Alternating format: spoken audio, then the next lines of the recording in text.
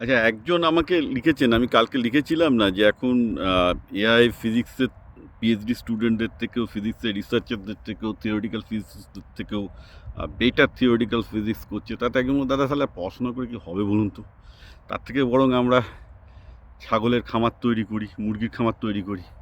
মানে ব্যাপারটা এমনভাবে আমাকে লিখলো যে ফিজিক্সে পিএইচডি করার থেকে বা ইঞ্জিনিয়ারিংয়ে পিএইচডি করার থেকে মুরগির খামার করা, ছাগলের খামার করা অনেক সহজ। এইখানেই হচ্ছে বাঙালিদের সমস্যা।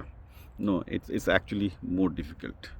আমি নিজে কখনো খামার বানাইনি, কিন্তু খামারের লোকজনের সাথে কথা বলেছি। আর যেহেতু ইঞ্জিনিয়ারিংয়ের ফিল্ডে বহুদিন পিএইচডির সাথে যুক্ত আছি, আমি দুটো কম্পেয়ার করে বলবো ইঞ্জিনিয়ারিং পিএইচডি কম্পারেটিভলি অনেক ইজিয়ার। কারণ এখানে আপনি একটা মাত্র যেই জায়গায় ফোকাস করছেন, সেখানে একটা মুরগির ফার্ম করুন বা একটা ছাগলের ফার্ম করুন, আরও 10টা জিনিস জানতে হয়, অ্যাকাউন্টিং থেকে শুরু করে কী করে রোগ উপভোগ হচ্ছে, অর্থাৎ বায়োলজি, অ্যাকাউন্টিং, বিজনেস, কমিউনিকেশন, অনেক কিছু জানতে হয়। ওটা কিন্তু অনেক ডিফিকাল্ট কাজ।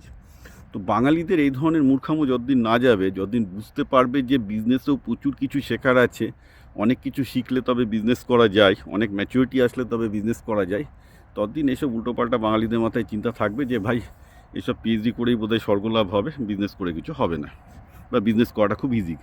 আমি তো বলছি, যে কটা বাঙালি ছেলে ফিজিক্সে পিএইচডি করেছে, ম্যাথসে পিএইচডি করেছে, কেমিস্ট্রিতে পিএইচডি করেছে, বায়োলজিতে পিএইচডি করেছে, ইঞ্জিনিয়ারিংয়ে পিএইচডি করেছে, ইংলিশে পিএইচডি করেছে, তাদের যদি ধরে কোনো একটা পানের দোকান চালাতে বলা হয়, চায়ের দোকান চালাতে বলা হয়, দুদিন বাদে উঠে চলে যাবে, চালাতে পারবে না। ওইটুকু বুদ্ধিও মাথায় নেই।